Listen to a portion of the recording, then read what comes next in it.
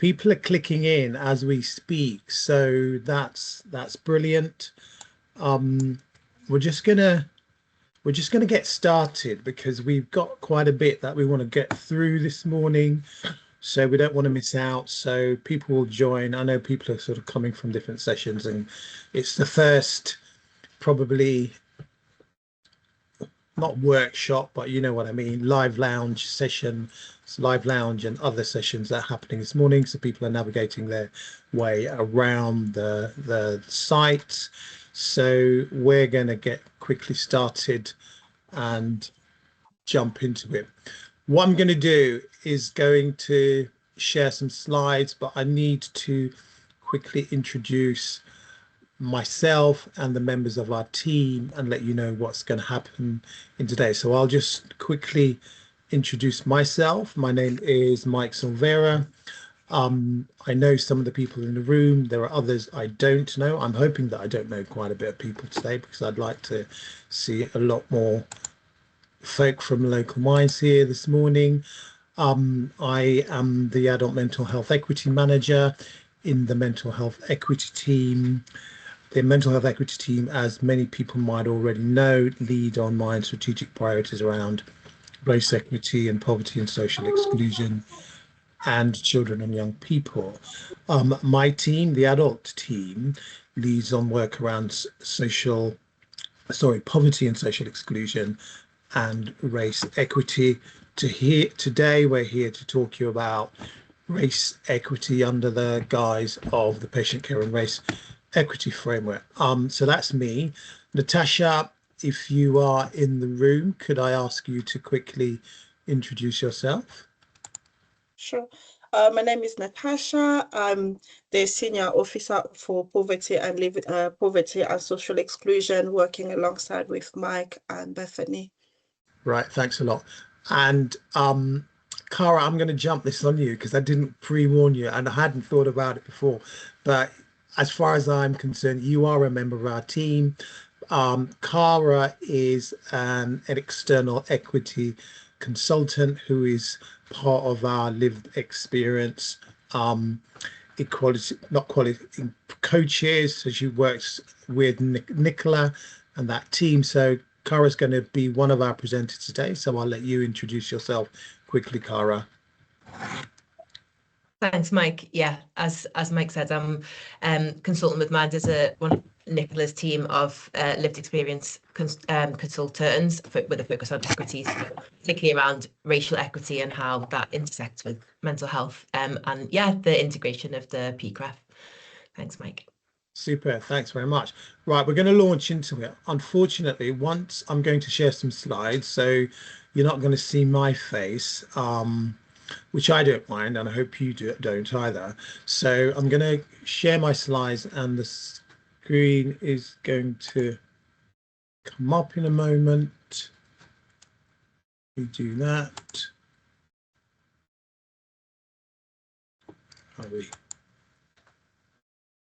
Can I get a thumbs up before I go into presentation mode that you can actually see my shared screen?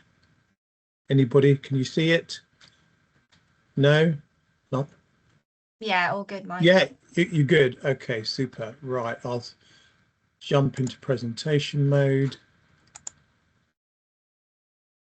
And then I will disappear, I think. Right, brilliant. Okay. Welcome, everyone. Today we're going to be talking about the Patient Care and Race Equity Framework. The title is Building Anti-Racist Systems, which is what PCREF is really all about. Just to let you know what we're going to cover today, we've got a fairly full agenda. I expect most people join the live lounge, as it says in the description. It's not an interactive session, but at certain points during the program today, we're going to offer the opportunity for you to raise any questions from some of the presentations that you might have heard earlier on in the session. So I've introduced our team. We're going to run through the headings here, giving you an oversight. of why we're doing PCREF in National Mind, where we are now. We'll be exploring and giving you some food for thought, if you like, around the crucial role that people with lived experience from racialized communities play in the PCREF framework. You'll have a chance to hear some insights from two colleagues with lived experience who work with us, and providing good, really appreciative of them being here today. And we'll share some of the good practice that we found out about happening across the NHS in PCREF that it might be useful for you to see. And we'll finish off with a call to action about some of the things you can be doing to support your PCREF journey or to start it, and how and where you can get support from in that from our team. So that's what we're going to be covering today. And so first of all, why are we doing PCREF? Some of you may already know this, but the Patient Care Race Equity Framework is a core component of NHS England's Advancing Mental Health Equality Strategy. It's designed to embed anti-racism and accountability across mental health services, and as a result of that, to create services that are culturally appropriate and responsive to the needs of racialized communities. It became mandatory in October 2023, where NHS mental health trusts were expected to embed the framework by March 25. And the Care Quality Commission now includes PCREF in their inspection process. However, it might be interesting to note that this year, initial CQC inspections were not scoring or making any judgments around this, but we're actually seeing. I'm going to pause here, Laura, because there's some background noise here, which. Yeah, no worries. Just might be someone's microphone, so if you just make sure you're all I on mute. suspect so. Yeah, that's Brilliant, fine. thank you. I think it's gone. Yeah. So I was just saying the CQC inspections, they weren't doing them as they normally do, but they were seeing it as an opportunity to find out about how organizations were actually implementing the process and trying to learn from them rather than offering a score or an assessment about how well they were doing. So I'll pick up on that point a little later. So the PCREF framework contains three key domains.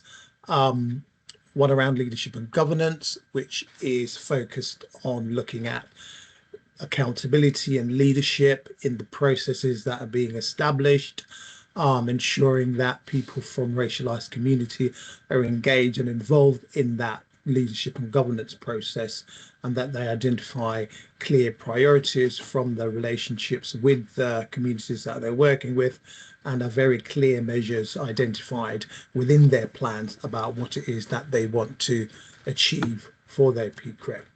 The other domain around the national organizational competencies is around looking at how well they're engaging with the communities that they're wanting to involve in their PCREF process, and agreeing measurable competencies and action plans that are going to be delivering against that. So in one sense, it's flowing quite naturally from the leadership and governance domain. And the third core domain is around ensuring that patient and carers are fully engaged in the process, particularly focused around capturing their insights and their feedback around the experiences of access, experiences of outcome that they're finding as users of mental health services. So a requirement for organizations to have good and robust systems in place to capture that feedback and to capture that insight and to ensure that that's actually informing the decisions around where they want to see improvements and what improvements they need to make. So on to what the benefits are for us as the Mind Federation. PCREF is offering an approach that centers experience of racialized people using mental health services, and it recognizes that they need to be authentically engaged in the process to ensure that any improvements that are being attempted are truly equitable at the end of the day. The Federation, we know, has a track record of involving people with experience. So to some extent, much of this work is already being done across the Federation to different degrees. And we're very conscious of that and looking at how we continue to support this work as well. Many local minds and other VCSE organisations now have NHS contracts that require them to implement the PCREF. This provides an opportunity for us at National Mind to work collaboratively with local minds to gather insights and to explore opportunities about how we can share learning and best practice to develop the practical tools that local minds are going to need to help them develop their PCREF approach, and to look at how collectively, as part of the VCSE sector, we can leverage influence to ensure PCREF is doing what it should be doing. And the final point is about acknowledging that the PCREF strategic aim to improve access, experience and outcomes for racialized and culturally diverse communities aligns very nicely with Mind's commitment to becoming an anti-racist organisation and our principles of lived experience engagement. So even though PCREF at this stage does not apply to local minds in Wales, we are utilising the PCREF approach to support local minds in strengthening their work on anti-racism. So what we have done is to update the Mind quality mark to include the PCREF requirements around those three key domains that I mentioned: leadership and governance, the national organisational competencies, and beneficiary feedback mechanisms. So those are mapped onto the PCREF domains, and this just gives you a quick snapshot of on the should I say right side. We've got three different the small boxes that have got alphanumeric numbers, 11B at the top, 1B, 4B. Those all relate to the indicators and standards in our Mind quality mark that map against those relevant PCREF domains. Point to note, the MQM indicators are not perfect replicas of the PCREF requirements, but the work we've done, colleagues in the MQM, the network quality team rather, have reflected those as closely as possible. So we feel quite confident and assured that local minds who are beginning to embed these new indicators as part of the relevant standards will be making good progress towards the effort and the intention of what PCREF is trying to achieve. And in that sense, local minds in Wales, in a sense, are not missing out on the opportunity to be developing their anti-racist work across the organisations that they are working in. So I want to end this section just quickly to run through some key messages that we've been sharing with local minds across the work we've been doing so far with them. And I think we feel that it's quite important as we develop our collaborative approach for PCREF that we do not lose sight of the wider context and the challenges that we've got to fully understand. And specifically, we need to ensure and guard against that this doesn't reduce into a tick box exercise, that people feel that, okay, well, I can demonstrate that we're delivering against that particular standard or those indicators, so we've done that. That's not what the intention of what the PCREF framework is about. We've got to recognize as well that many organizations that have been responsible for excluding and providing services that fail to effectively meet the needs of minoritized and racialized groups will not easily adjust or adapt to the PCREF approach because of what's required. We must ensure, therefore, that the power imbalance is acknowledged and that steps are taken to engage and involve racialized communities to enable equitable participation in the structures and processes, to all intents and purposes, which are going to be new for the creation of PCREF. And finally, that the implementation of PCREF has got to be seen as developmental and an improvement journey for the whole federation, and therefore collaboration, learning and continuous improvement need to be embedded principles of how we're working together to achieve this quite grand ambition. So that takes us, that's just a quick oversight of why we're doing it in National Mind and what we're doing. What I'd like to do now is to give you quite a quick whistle stop through some of the work that we've done over the past year, and highlight some of those successes quickly to you before we take the opportunity to hear from our other colleagues.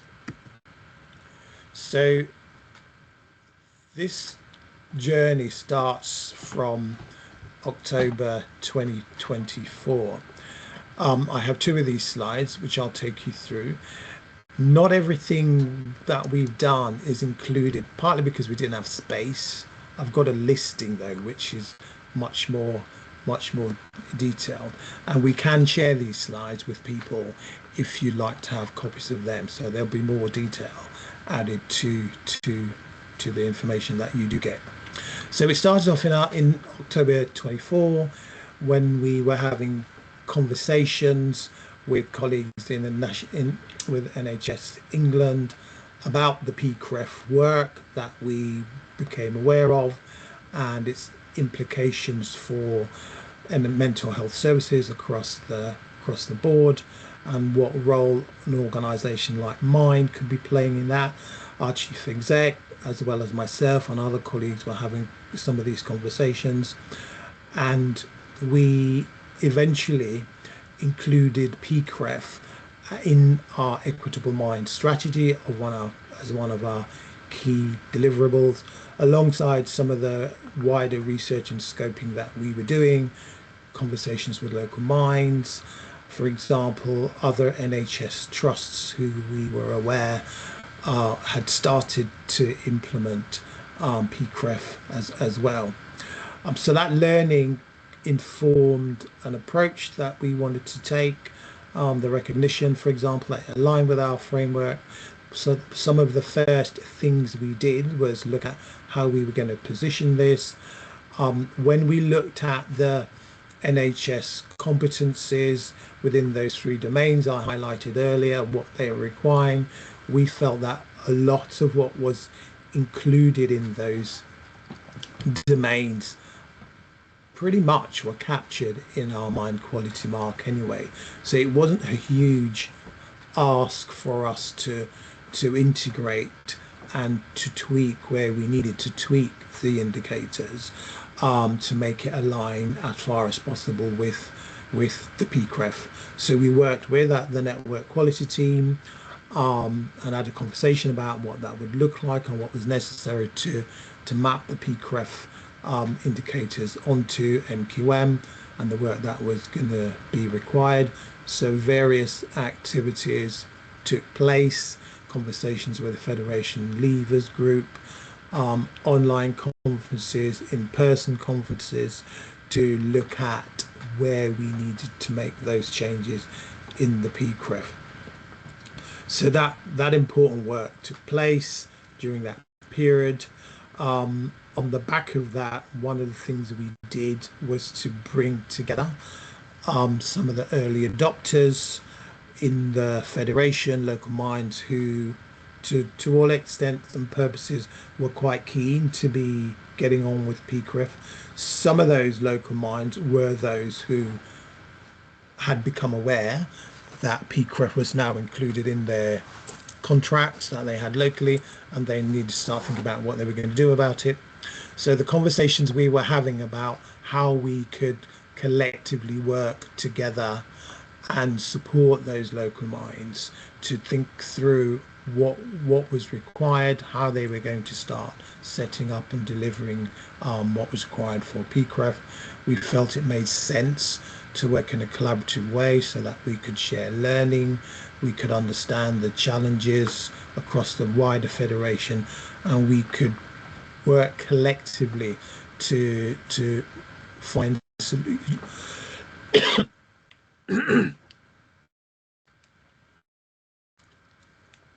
Sorry about that. We could work collectively to find solutions to some of the problems and challenges that they were having. So we set up a community of practice. We invited local minds to be part of that, and we worked out what it was that we wanted to achieve and how we were going to utilize that space for sharing, learning, exploration of the challenges and issues as part of that PCREF effort. So the PCREF Community of Practice was established in April. We've been meeting every 6 weeks since that point to explore issues and to do some of the practical work about understanding PCREF. And within some of those sessions, we started to explore how people are going to sort of start interpreting and implementing the indicators or the standards that have been revised and updated in the quality mark into practical activity within their local minds as well. The other things that we had to do just to get our partners and colleagues internally on board was to do briefing sessions for the network quality teams, and we agreed that one of the things that would be really helpful was that our team would support the local minds who would be undergoing MQM review this year, bearing in mind that they would be the first, not so much of a guinea pig cohort, but were the first ones to be requested to deliver against or to implement the new standards within the framework, and they hadn't done it before. And some of those local minds, not all of them had done an awful lot of work around equity and those areas. So we felt that it would be really beneficial if we offered as much practical and hands-on support to those local minds as we were able to do within the capacity that was available to the team. So what we've done is set up briefing sessions for each successive new MQM review cohort that comes on stream, to be able to let them know what it's all about and how they can be supported to start implementing those standards. Hi, sorry to interrupt. I think your microphone is a bit fuzzy. I don't know if you can use a different one or if you're... Okay, I'm not using a microphone, unfortunately. It's just your laptop, is it? It is. I can hear a buzzing in the background, so I hope it's not too much of a distraction. Okay, no worries. Yeah. Yeah, I think it might be that. That's the only thing I can think, because everyone else is muted. But yeah, if it's your microphone, there's not much we can do, obviously, unless you got any other options. So I'll leave that to you, to decide what's best. Thank you. Thanks for pointing it out, and apologies. I have no control over that at the moment. So moving quickly on to the next slide. From May this year, the revisions of the MQM to reflect the PCREF requirements. We're continuing to work through the MQM indicators and how they apply, looking at how people are getting on with implementing them, what challenges their experiences, and how we can support them. And within the community of practice, can we sort of co-design, co-produce any responses or solutions that are going to be shareable much more broadly across the federation as well. One of the important things we decided that we needed to support and model, if you like, as National Mind in terms of the setting up of the community of practice was to bring in the experience of people with lived experience. So we invited local minds who were coming along to community of practice to nominate someone from their local mind who they're working with, who has lived experience, to be a rep on the community of practice. Local Mind is supporting that through paying for the time, to reimbursing people's time to come along to those sessions, and any other sort of wider support that they would need to effectively engage and participate in the sessions as well. So briefings outside of the community of practice, and getting involved in other opportunities. And I'm pleased that we've got one person here who is from a local mind, who will be sharing some insights as well in the session today. We've also recruited a lived experience equity consultant to work with the team that Nicola leads around influence and participation. So Cara, who introduced herself earlier, is one of the coaches with an equity remit, which is brilliant. Cara's support is going to be invaluable to the work we're doing with local minds around making sure that we're effectively engaging people with lived experience in the PCREF process in as authentic a fashion as possible. So that work is progressing quite nicely. We've responded to requests for support from local mind by pulling together some of the resources as something that can be shared much more broadly. We've established a hub on Connecting Minds where we share everything to do with the community of practice in that space. We've created some guidelines and a set of FAQs that answer some basic questions about what PCREF is all about. We've worked with colleagues in the Network Quality team to create a self-assessment PCREF template, which is designed around the key domains, and that's part of a resource that is available to all local minds on Connecting Minds as well.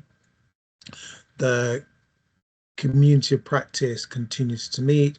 One of the key things we did in September was to hold space for local minds and people coming along to just reflect on and hear people's experiences and thoughts about the anti-immigration demonstrations and hate speech campaigns, which was a sort of diversion from how the community of practice normally uses the space, but we felt it was important to do so, and got some really helpful insights and suggestions about how we tackle and respond to these types of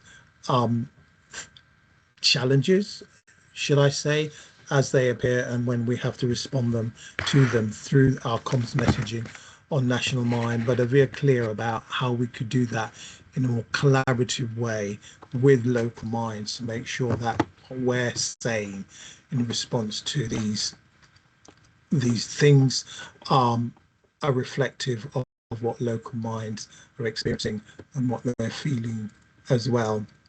And moving on, one of the things we produced earlier in the year in July was a set of questions which were included in the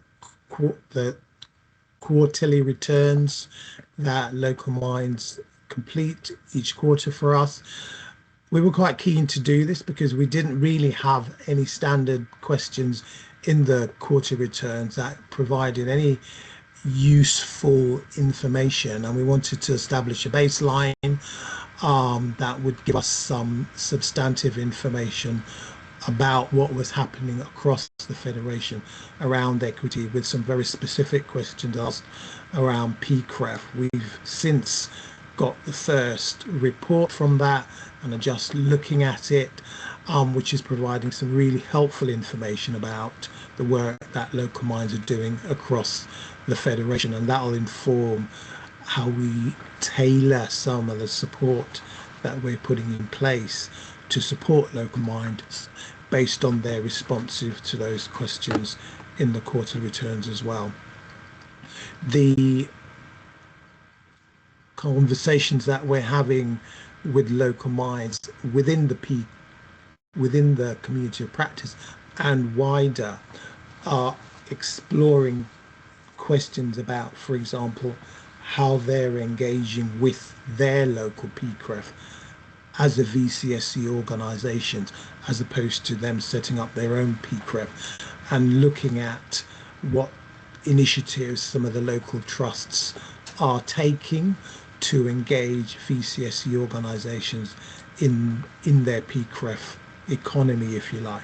Some useful insights are emerging from that, and we're doing a short survey with local minds using Connecting Minds as a space to capture the insights on the relationships that they have with other VCSE umbrella type organisations in their locality, to explore issues like how we can work much more closely with VCSE organisations and utilise their reach and their capacity to support and encourage engagement from smaller organisations as well as individuals to be part of their local PCREF as well.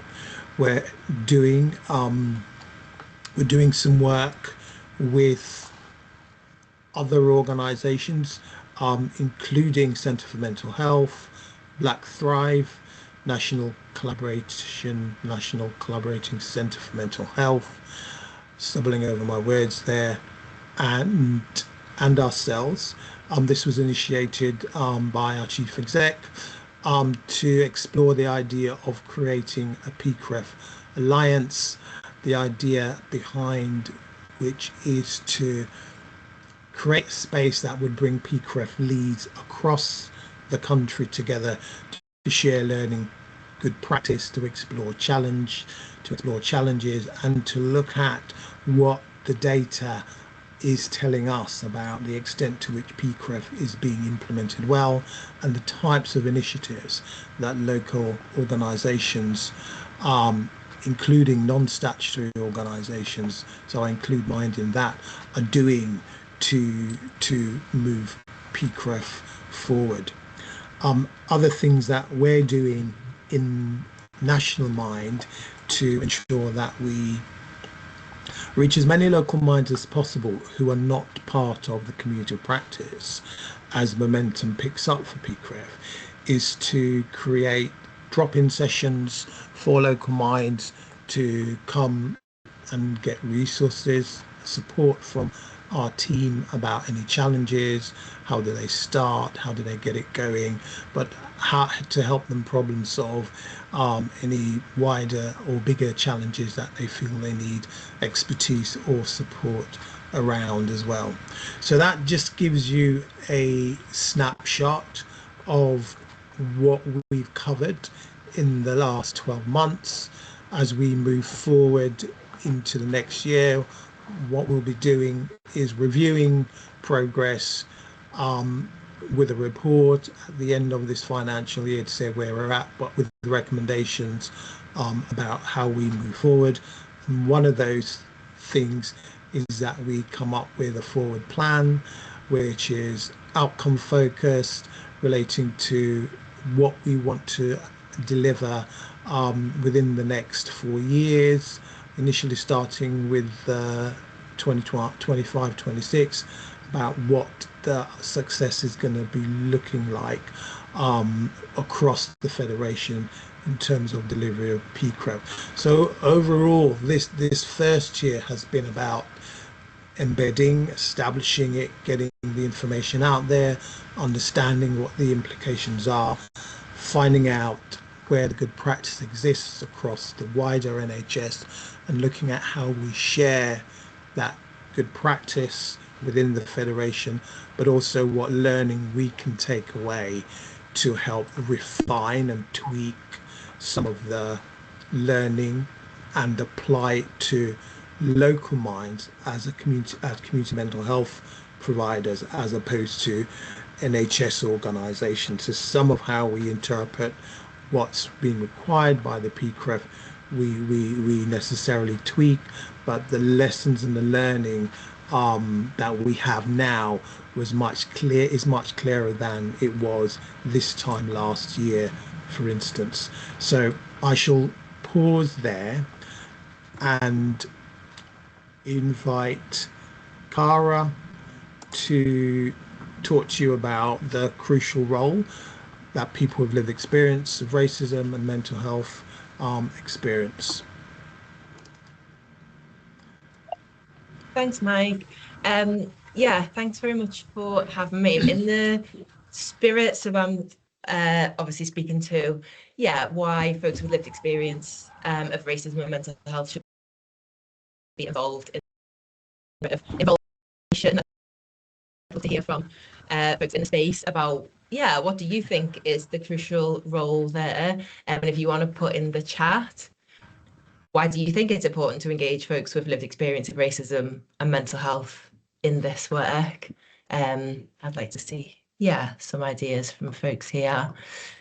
But my background is in co-creating policy and campaigns with young people around access to mental health support. I do lots of co-production work now, so I'm already like a firm believer in the crucial role of lived experience in this sort of work. But we ran a workshop back in August with other Black and Brown folks working in this space to look at why and how we want our communities to be engaged in anti-racism work at Mind, in Mind's work more broadly, and then obviously in the PCREF as well. So I'll talk through a little bit of what we discussed. And Nicola said, to ensure services are built to meet needs. Yeah, absolutely. If anyone else has got any contributions, I'll come to those as well. But if we can go to the next slide, Mike. Why is lived experience so crucial in terms of informing this work? Well, firstly, it's our right. So obviously there's a moral right there, nothing about us without us. Like if there is a decision, if there's a service, if there's a system built around, a group of people, like if there are decisions affecting us, then there's a moral right that we have, we have a right to have a say, right? Secondly, well, linked to that, there's a legal right, there's a human rights framework. The human rights framework says, that folks have a right to be involved in decisions that affect them.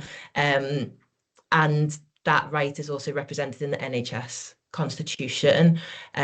So Article 1 of the NHS Constitution says the NHS has a duty to each and every individual each and every individual that it serves and must represent their human rights. So, yeah, there is a rights-based framework, and Article 4 says the patient will be at the heart of everything that NHS does. So patients with their families and carers, where appropriate, will be involved in and consulted on all decisions about their care and treatment. The NHS will actively encourage feedback from the public, patients and staff, welcome it and use it to improve its services.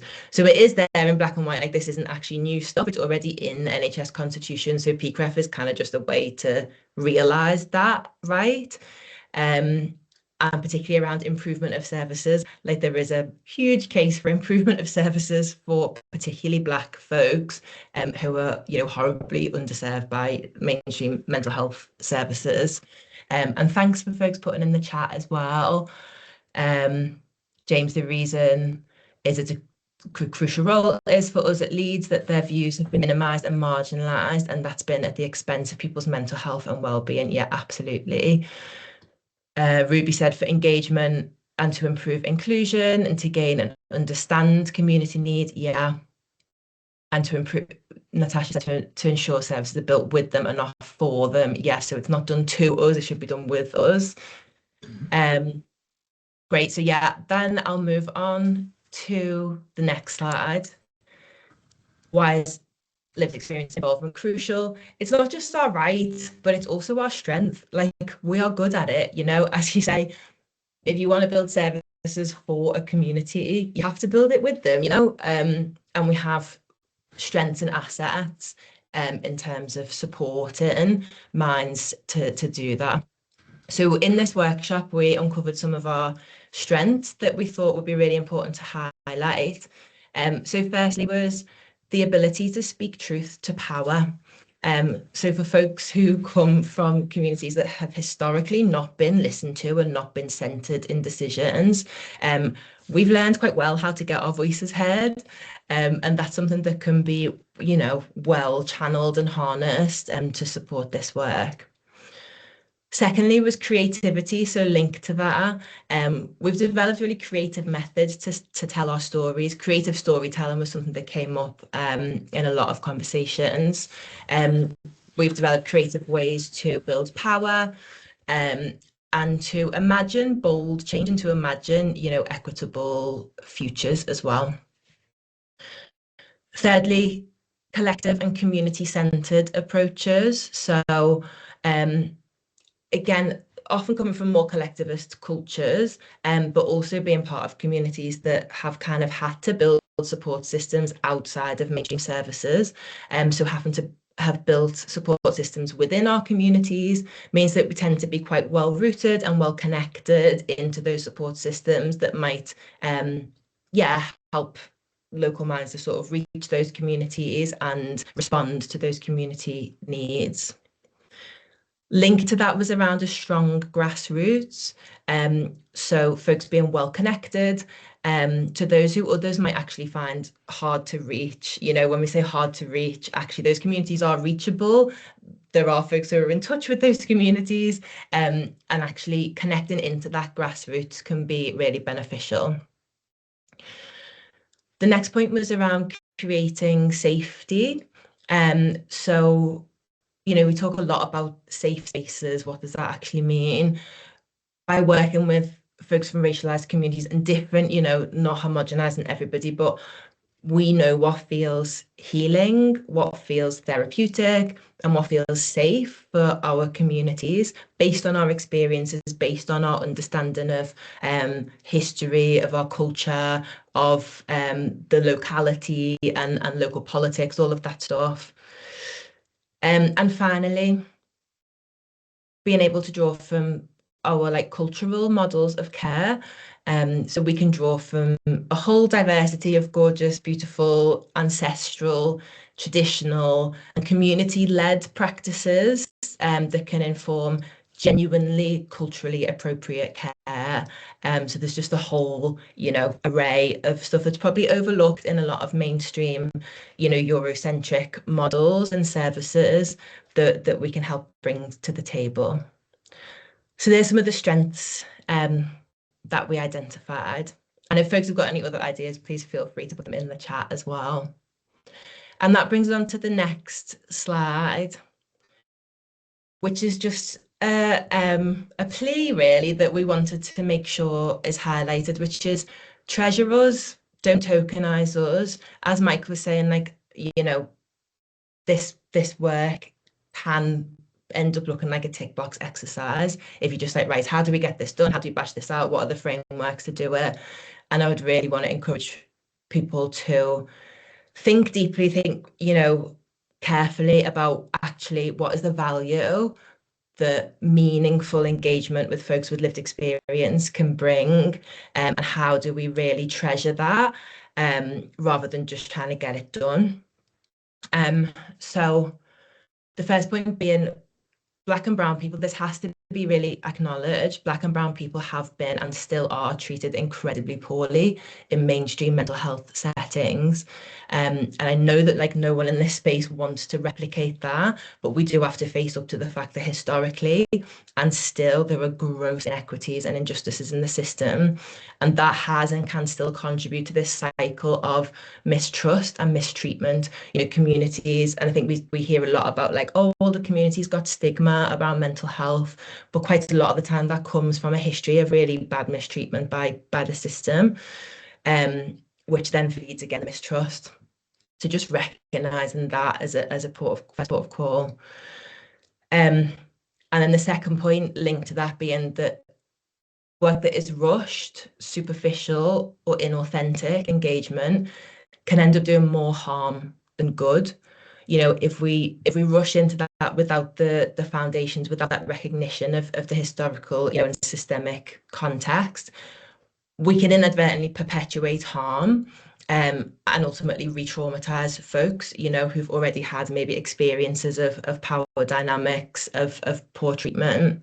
And that can damage relationships in the community, and it can damage trust that really needs to be rebuilt really with between big institutions and grassroots communities, racialized communities.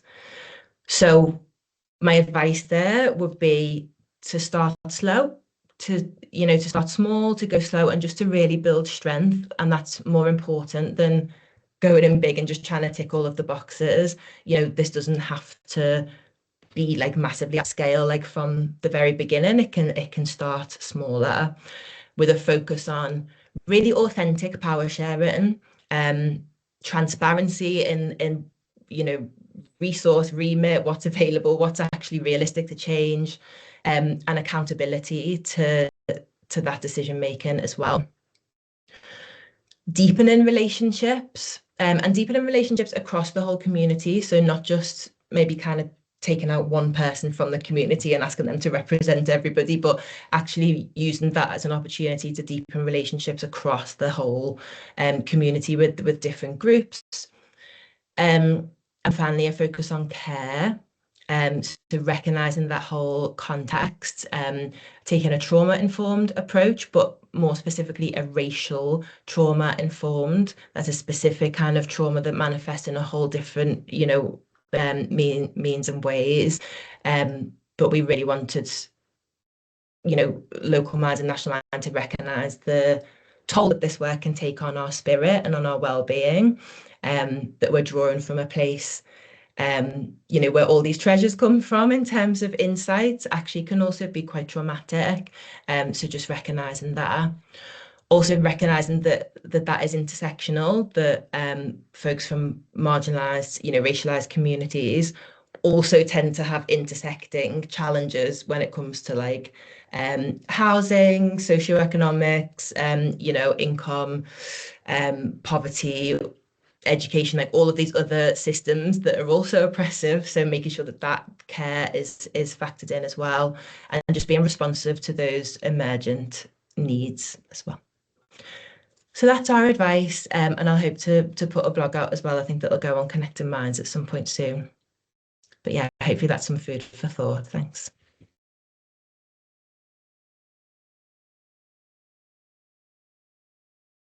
Mike, you're muted.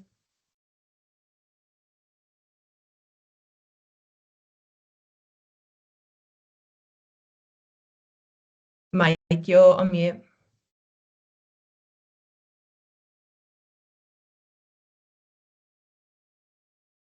It seems that Mike's having trouble with his speaker, his microphone. I guess it's also time. That also brings us to our comfort break. If we take 5 minutes comfort break, and then we'll come back to carry on with our session.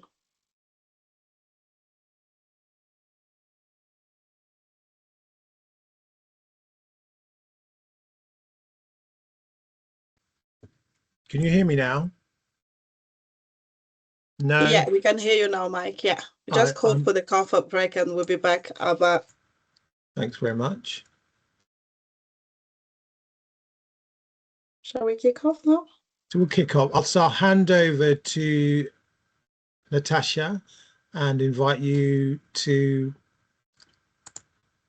kick off with a session on the conversation with Fatima and Patrick. So over to you, Natasha. Thank you, Mike. So welcome again, everyone, to our PCREF live lunch session this morning. As Mike mentioned earlier this morning, we are aware that this session hasn't been designed for Q&As, but we would like to give you the chance to ask questions during this session, which involve the discussion with lived experience, people with lived experience. We will try our best to answer these questions if time allows, but if not, we will take them away and provide answers later on, either on Connecting Man or using different platform. So before I start, I just want to make sure that I have Fatima and Patrick on the call. Hi, Natasha. Hi, Fatima. Okay, thank you. Shall we quickly start with an introduction just so that everyone knows who you guys are? Can I start with you, Fatima? Sure. So my name is Fatima Bandali, and I'm a community researcher and an advocate for equity, inclusion, and co-action with lived experience, being a representative from the Solent Mine. My current work actually focuses on mental health and stigma within Muslim communities, and just exploring how faith, culture, and community practices actually shape our perceptions of mental health, especially to allow this, to help conversations like this to be normalized within the community. So yeah, I come from an educational background, so I'm a qualified teacher, but also trained in family mediation, interpreting, and creative writing. But what I'm really passionate about is challenging the status quo, which through community insights, activism, and storytelling. Thank you, Fatima. Really a lot of insight there for us, and no wonder you are such a great asset to us. How about Patrick? Good afternoon, everyone. I'm Patrick Nyikawaranda, and I think I would best describe myself as an academic researcher. And my main research areas are in health inequalities, specifically around mental health and cancer research, but I guess just wider, and also the social determinants of inequalities. And one thing I guess that you should know about me is that although I will say that I'm an academic researcher, but I would say as well that I am embedded in the community. So most of my research involves community organizations, involves community members, and yeah, and I'm just happy to be here today just to share some of my insights, some of my experiences, and well, probably a little bit more around the pitfalls as well. Thank you, Natasha. Thank you, Patrick. Again, yeah, thank you so much to both of you for being part of this event this morning and for introducing yourself to everyone this morning. So before we start off, I would like to first start this conversation with you guys telling us what has inspired you to get involved with PCREF and why is it important to you? Okay, shall I go first? Yes, go ahead, Fatima.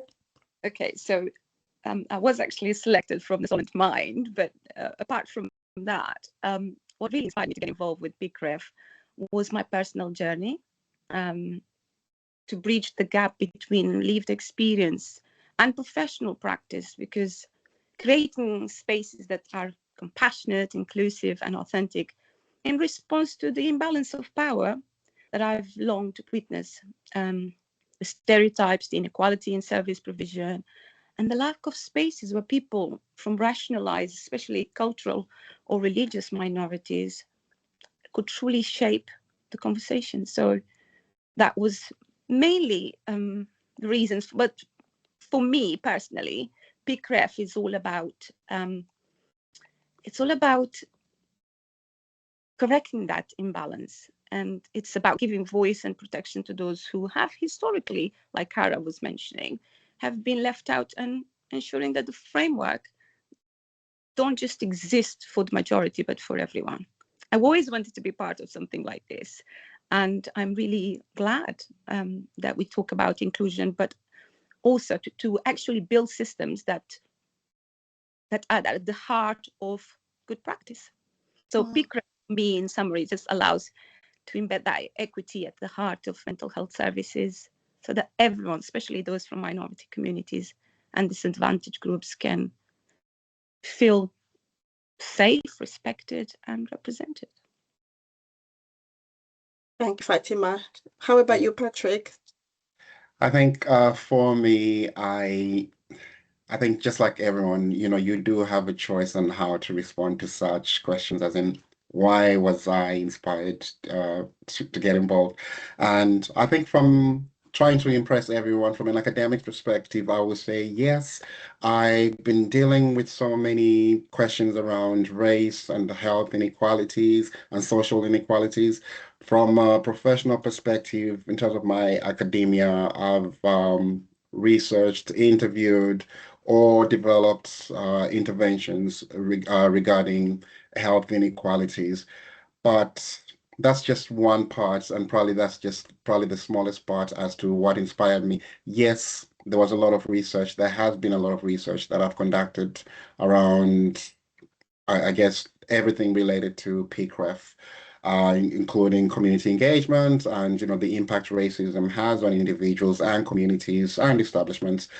But that's just a small part. And the bigger part really is, as much as I would like to be sitting here saying, well, I was inspired because of the research I've conducted, the truth is I was inspired because of personal experiences. So these personal experiences, I think it's almost disheartening at times, or even heartening, however you might look at it, where you experience the same things that you're researching or reporting to or trying to almost like eliminate. So yeah, personal issues around racism, have impacted me and have made me want to actually do something about it.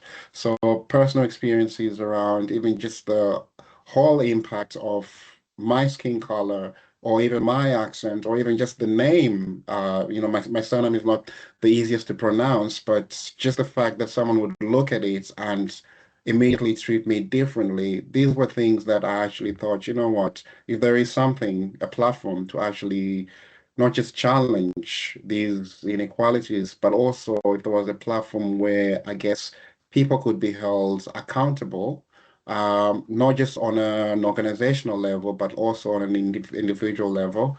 But also, I think a platform where my lived experience is essential. It's a part of, almost like retelling the story, the narrative as well. So I think in terms of what inspired me, yes, it can be my professional experience, but deep down inside, I think like most people, and Fatima has touched on it, it's very, very close to our hearts. It's close to our communities, it's close to our hearts. So yeah. Thank you. Really powerful, because what I could really return is we're talking about inequalities. We have been victims of all of these things, subject to neglect sometimes. We also Fatima talked about power imbalance. really, I could feel this the need from you guys wanted these things to be addressed, and especially when we're talking about power imbalance, I think that is quite an importance because Patrick, as you said, based on your work, you've seen a lot, your research background, you've seen a lot of this, not just on the paper, but you also being having that same experience of the things that you're trying to address. Could we maybe think about, as especially with PCREF being a framework that aims to center the lived experience of racialized people from racialized backgrounds in order to ensure that services are address their needs. Can you guys tell me, what do you think? How can organization address the power dynamic which you both mentioned in order to authentically engage people from racialized backgrounds in the PCREF framework? Because we're talking about them being the center of the work. But do you really feel that organization can really do this in a way that it is successful? Yeah, Fatima? Okay. So for me, I would say addressing power dynamics really starts with honesty. I think we need to be honest, firstly and foremost. And then naming where power sits, because institutions often have this authority to make decisions, but the real power belongs to people. The real power sits within communities which they serve. And unless organizations are prepared to share that power, the engagement will never be authentic. And to be honest, I've seen this imbalance play out in very real ways. Like for a long time, access to therapies, for instance, was denied or limited to certain groups, including people who engage with primary care and in mental health especially. And I just wanted to touch that the research has shown that NHS mental health services often fail, and I'm talking about personal experience, because as a Muslim, they fail Muslim communities because of lack of cultural and perhaps even religious awareness amongst practitioners and therapists, actually. And many systems actually still continue to do that, and they don't recognize that mental health support isn't one size fits all. And I think we need to take into account our background, our lived experiences, our journeys, our stories, and take all that in account. For me, for instance, faith is really important. So prayer, fasting, attending mosque, even the way people dress. And I'm going to share something very personal. The first time I attended a clinic for mental health, I remember not the first time, but the following a subsequent appointment, because I was then transferred to another psychiatrist. And he looked at me after greeting me and looked at the way I dressed. And he said to me, "You cannot have that diagnosis." When I asked why, he said, "Because you speak well and you smell well and you dress well." And I'm like, I was shocked. I was gobsmacked. And for 10 years, I did not have appropriate medication or access to therapies because of one decision made on how I looked, and that didn't factor what the barriers I had to access that. And it's only because my faith encourages me to kind of look after myself, take care of cleanliness, because we pray 5 times a day, and you need to be clean, you need to dress up clean clothes, and all that was part of my identity, my culture, my faith. And it was just missed out on the way I looked. And I think that is something it looked very difficult to some people, but it was who I was. And we still need to be able to talk about these things, because all these can be central to well-being. And because there isn't those things are not built into models, interventions miss the mark. From a lived experience perspective, it is challenging to engage with therapies when you feel you can't talk about your culture, your language, your faith, or you are actually, even my name as well used to be a problem. Being a Muslim with wearing the headscarf, often they would speak to my husband and not me, assuming that I didn't speak English. So those are the experiences that we face. And I think we need to be looking at, organizations really need to talk and make space for cultural-based approaches, not treat them as extras, because that's how we begin to share the power and build trust. Thank you, Fatima. Patrick, do you have anything to add before I make any comment? Yeah, sure. I think first to acknowledge Fatima's experience, and I can relate a lot to your experiences through some of my personal experiences, but also what I've observed. And this is not just one individual speaking, but it's, it happens to so many people that it shouldn't be happening, not only just to too many people, but also to just one individual. But so I'm really honored, Fatima, that you shared with us your experience. And I think just briefly, it's just also to ensure that organizations, in terms of addressing these power dynamics, I think it's also just to look at how we use words, terminology, and how we actually go about doing things. So we talk about involvement, we talk about engaging them, and whereas it's not really that we are sitting on high tables, but we should actually be starting off on a same playing level field where a lot of these, I guess, people within these organizations, they got families, they got friends, they got neighbors. And it's almost starting from that point to ask, well, what if it's my loved one experiencing this? What if it's my neighbor experiencing this? So I think in terms of how these power dynamics should actually be almost like addressed would be around ensuring that when you're working with the communities, you are working with, not necessarily you're engaging the communities or inviting them. And I think it's really, really important. And looking at how PCREF has changed that, I think there's a lot around ensuring that community partners or community organizations are part of PCREF, but also when it comes to community engagement meetings, those community members are also co-chairing some of these meetings or events. So it also addresses a little bit about the power imbalances as well.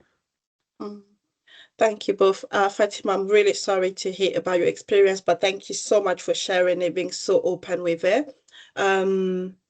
And Patrick as well for telling us what organization really needs to put in place in order to addressing power dynamic.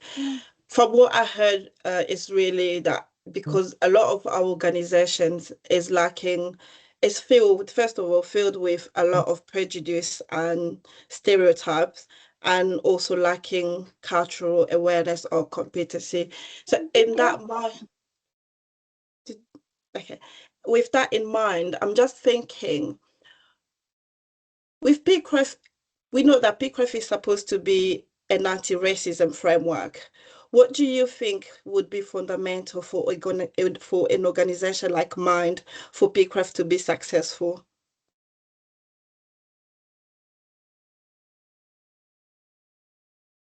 Patrick, do you want to go first? Or? Yes, sure. I will go first on this one.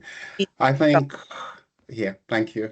And I'm not trying to preach to Mind, but I think for PCREF to be successful within and across Mind is organizational buy-in. And when I say organizational buy-in, I'm talking about from right from the top to the people that Mind engages in. So if people at any stage within or any hierarchy that you might have within Mind are not convinced PCREF is real or for them or will help them or their jobs or their families or their friends or even their clients or customers, I think then there is an issue. So it's not just around, I guess it's been mentioned earlier on, it's not just around it being procedural, but I actually for Mind to take almost like a moral stance to say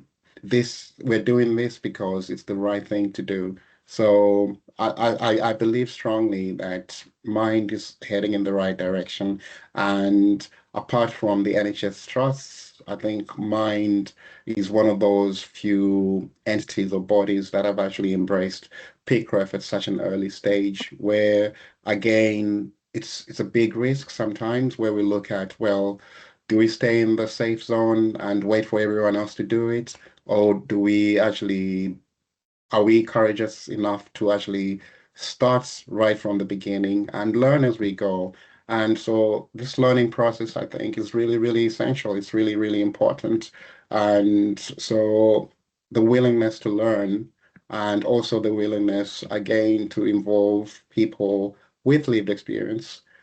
I think it's essential to the success of not only PCREF within Mind, but also Mind as an entity itself. And yeah, I think just passing on to Fatima, and again, it's just to say that for it to be a moral stance from Mind to say this is the right thing that we're doing will be success enough. Thank you, Patrick. Fatima, do you have anything else to add or a different view?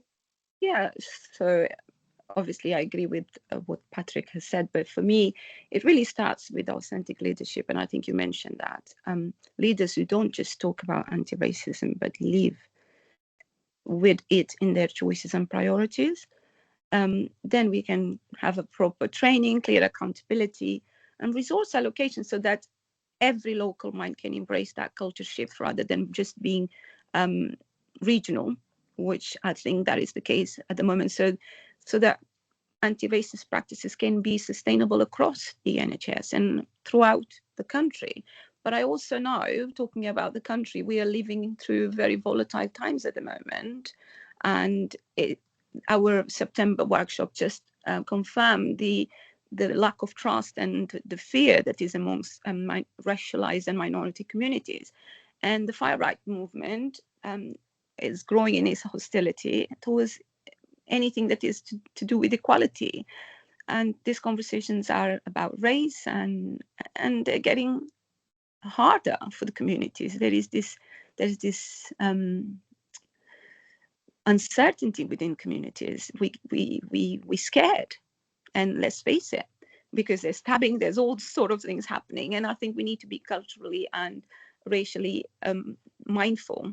So when that kind of rhetoric is on the streets, it can easily slip into institutions, even unintentionally. People may just bring their views into institutions, and I think that's why PCREF feels more urgent than ever, because it's not just about improving systems, it's about protecting our shared humanity, really.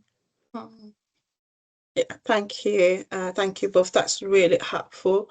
Again, I could sense really the importance of centering people with lived experience, working with them, making sure that they are working with you rather than you working for them. Since we started as well, we heard a lot about the importance of lived experience again to ensuring that PCREF is successful. But I know that we probably know that a lot of organizations are willing to work with people with lived experience, but often don't always know how to do so for many things that, for example, Cara also noted, the fear of causing more harm than good. So what are key things for you that people should bear in mind when working with people with lived experience? I know you probably touch on some of them, but for now, especially that we're looking to expand this work across Mind. For the local minds that haven't embraced this work yet, what do you think they should bear in mind when working with people with lived experience? Shall I go first? Yep, Sure, go thank ahead. you. I think Cara mentioned already, building trust is key in any organization. And I think especially vital for Minds, because the trust has been damaged in the community for many, many years. So we carry racial trauma, and it's not easy. So when we talk about stigma, it is because of the way we've been treated. And I think it's really important to recognize that and to do something about it, because report shows, and I'm just going to talk about my communities, that Muslims say that they would be more willing to seek help if they could access therapies that were more culturally informed and the kind of support that recognizes their background, the spiritual, cultural dimensions as well. But there is also this deep fear, and I'm going to be very blunt here, because for example, a lot of the Muslim fear that when they attend or they report their mental health, a lot of the times they actually report it to PREVENT, which is obviously all we know is a counter-terrorism program, but Muslims are 8 times more likely to be referred to than any other denomination. And I think that creates mistrust. And I think we need to be very mindful how we work with racialized communities, because trust is key. And it creates real barriers if there is no trust in seeking those supports, which highlights how easily mental health needs can be misunderstood and even criminalized in some cultures. I don't know what Patrick experience has been, but it's really, really difficult, as a Muslim, to talk about, because it's a double sword thing, because there is there's stigma within the community, and then you're racialized and stigmatized within the service providers. So that is a double sword edge here. And I think for minds to be successful, they need to build trust, creating genuinely safe spaces where people can speak openly without being judged, pathologized, and even profiled. Yeah. Thank you, Fatima. Patrick? Yeah, I think Fatima has touched on everything that I wanted to say, so I'll just be brief on this one. And I think the last bit, something that I've been thinking about for a long time, is obviously the psychological safety, and Fatima has touched on it. And it is a two-way psychological safety. So you create safe spaces for others, but also you create a safe space where you can actually engage as your true self. So even if there are structures, barriers that may almost like be in the way of you being your true self or feeling safe or comfortable enough to engage with someone, they may pick that up, and it may obviously lead to mistrust. So just wanted to share that little bit there. And I again I agree with Fatima. I think for a long time I've also been racially profiled, where if there's a smell of marijuana, I'm the first one that's looked at like, and or I guess in even like worse circumstances where there had been a crime that had been thought had happened. Sorry. I was actually the first person to be looked at or stopped by the police. And where it came to, I guess, my experiences within healthcare services as well. And I recall, and I've said this story before, and I say it because it's really important to me, that when I was attacked and I had broken bones, and how I was treated was different from how everyone else was being treated, because first question I was asked was I in a gang, you know, and the other question was, well, are you employed? Those kind of things. And I'm thinking, well, what's that at this moment got to do with any diagnosis? And it led to a lot of misdiagnosis. But the reason why I'm giving you that example is that assumptions sometimes kill. And even if it's the case that Mind as an organization does not offer, say, physical health treatment for broken bones, but the assumptions that we hold about individuals and about people can lead to negative outcomes for not just the individuals, but their communities. So I think that's the first thing that we need to appreciate, that when we're talking about lived experience and how we can deal with lived experience, is that to acknowledge that some of our assumptions may be wrong about lived experience, and some of the wisest people that I've come across have been people that society has shunned. And so I think coming across with an open and accepting mind when it comes to engaging people with lived experience, you learn a lot more.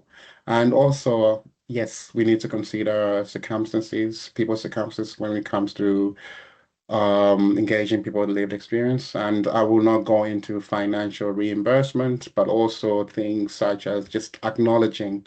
It's really, really important. Even just a thank you sometimes can mean a lot that, when people share their experience. Thank you both for really help. Yes, Fatima, do you have anything to add here? To add something that Patrick mentioned, and I think people must feel that their stories are held respectfully, and I think that's, and not used transactionally, because often at times we share our stories, but then they are just they go in the ether. And when organizations demonstrate actually empathy, consistency as well, and have cultural humility, and I think that is the word that I was looking for, cultural humility, that's when trust will begin to grow.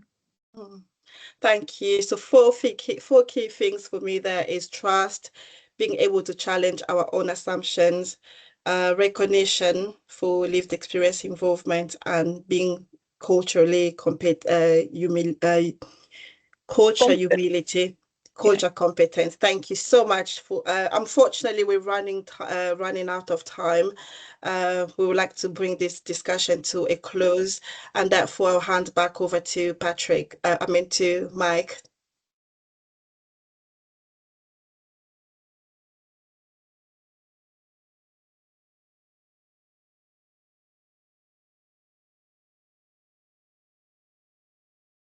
Thanks, Bethany, for just finding my mic. Thanks all. The time has sort of flown by really quickly. One of the things we wanted to do was to share with you some examples of success stories happening across NHS trusts. We're not going to have enough time to do that. However, I will share those slides with you. I'm not quite sure if I can share the PowerPoint slide in the chat. It doesn't seem to be offering me that option, but I will post the slides in our Connecting Minds hub after this session, so they'll be available on that platform for you to take a look at. But just before we wrap up, I just want to take time just to find out from you, and I noticed we've got maybe about half and half in terms of numbers of people who are from local minds. So colleagues from national minds, please don't feel bad that this call to action doesn't specifically apply to you, but we just want to know, or want people to go away and think about what step you think you might take to start implementing the PCREF approach in your local mind, and think about some of the questions. Do you have a PCREF champion in your organization to sort of take this and run with it? Is there leadership? Is there leadership from the top that's sort of promoting and asking the questions about what you need to be doing? If there isn't, there probably needs to be. And where are you going to start, and what support do you need? These are things that we can support you with. So please think about those, and any other things that you think might be a good place to start. If you want to explore that further with us, please do get in touch. And in terms of the support from our team, as I mentioned earlier, myself, as the manager, Vanessa, who I didn't mention earlier, who is our mental health equity strategic lead, is also part of our team doing the PCREF work, and Bethany and Natasha. But get involved in our community of practice. Please come along. The dates are available on Connecting Minds. We're setting up, as we speak, PCREF surgeries and drop-ins for local minds, and basically come along to those sessions and find out more. Bring your questions, challenges, anything you want to explore, bring it to that space. And of course, we can offer specific guidance and consultant support as team on a one-to-one basis with your local mind to explore anything, with a solution-focused approach to help you move forward on that. You can get in touch with us on our adult mental health equity team email, which is listed here. So you can find that. Please take a note of it. But I just want to say A huge thank you for your patience and listening and participating in the session today. Again, if you've got any final questions that you want to explore, please pop them in the chat and we'll take them away and look at you. Thanks for coming along today. We're 2 minutes over. Have a good lunch and enjoy the rest of the conference. Thank you very much.